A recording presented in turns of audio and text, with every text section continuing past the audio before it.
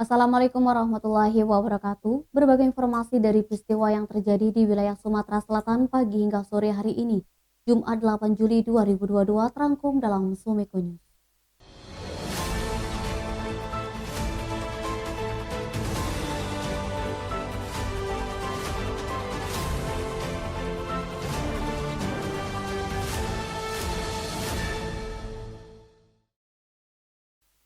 Unit Opnal Unit Ranmor Satreskrim Polrestabes Palembang dipimpin Ibtu Joni Palapa menjemput tersangka Edi 40 tahun warga Jalan Letnan Jaimas, Kelurahan 24 Ilir, Kecamatan Bukit Kecil, Palembang.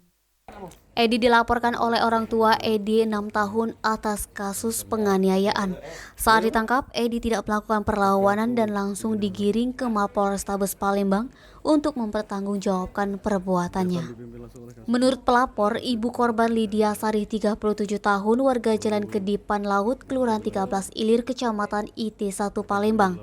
Penganiayaan yang menimpa anaknya Kamis 7 Juli sekitar pukul 17.00 waktu Indonesia Barat di Jalan Kedipan Laut, Kelurahan 13 Ilir, Kecamatan IT1 Palembang. Kapolrestabes Palembang Kombes Pol Muhammad Ngajib melalui Kasat Reskrim Kompol Triwayudi membenarkan unit Ranmor sudah mengamankan tersangka dalam perkara penganiayaan terhadap anak.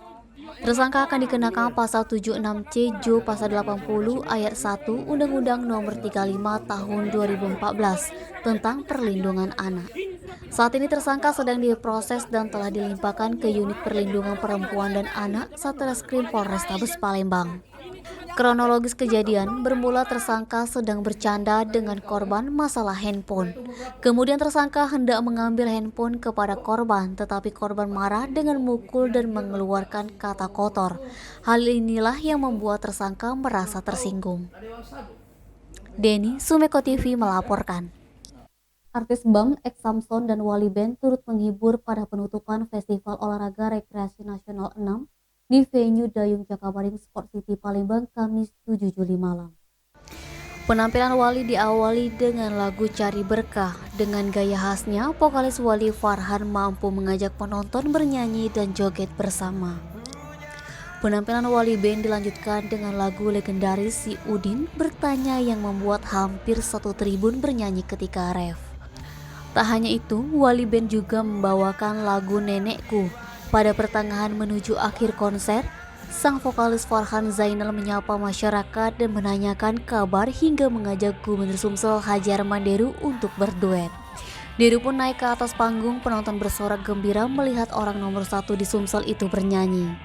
Tak kalah heboh, Bams X Samson membuka penampilannya dengan menyanyikan Naluri Lelaki yang membuat penonton terbawa suasana, terutama kaula muda. Mengenakan jaket warna-warni, Bams melanjutkan aksi panggungnya dengan lagu kedua Cintaku milik Mendiang Krisya, membuat penonton takjub dan bergairah. Nabang, Sumiko TV melaporkan.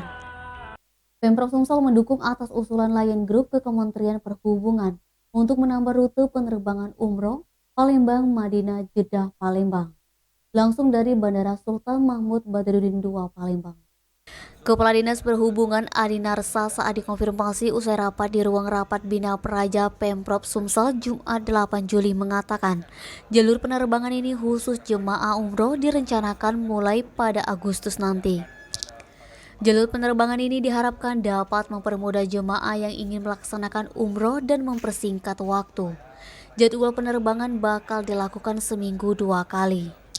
Menurut Adi Narsa, selain maskapai Lion Group, beberapa maskapai juga mengusulkan hal yang sama, di antaranya Garuda Indonesia, namun hal itu harus memenuhi beberapa persyaratan. Lion Group menyiapkan 11 pesawat dengan kapasitas penumpang kurang lebih 450 bangku untuk pesawat yang telah siap yakni Lion dan Batik Air. Edi Handoko, Sumiko TV melaporkan.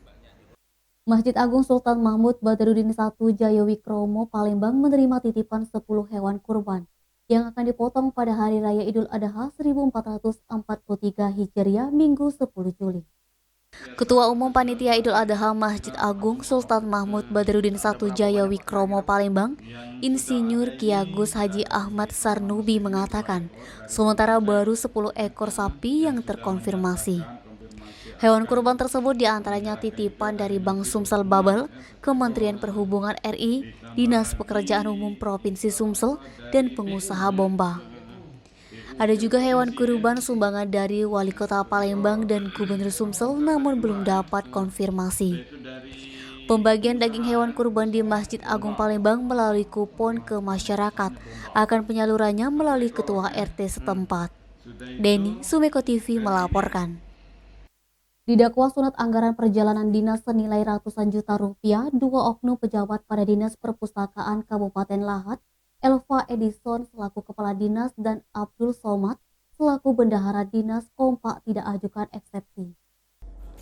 Terdakwa Elva Edison dan Abdul Somad diajukan di persidangan Tipikor Palembang atas kasus dugaan korupsi pemotongan anggaran perjalanan dinas fiktif di Kabupaten Lahat tahun 2020 dengan nilai pagu anggaran perjalanan dinas senilai 1,1 miliar lebih yang dicairkan 2 tahap.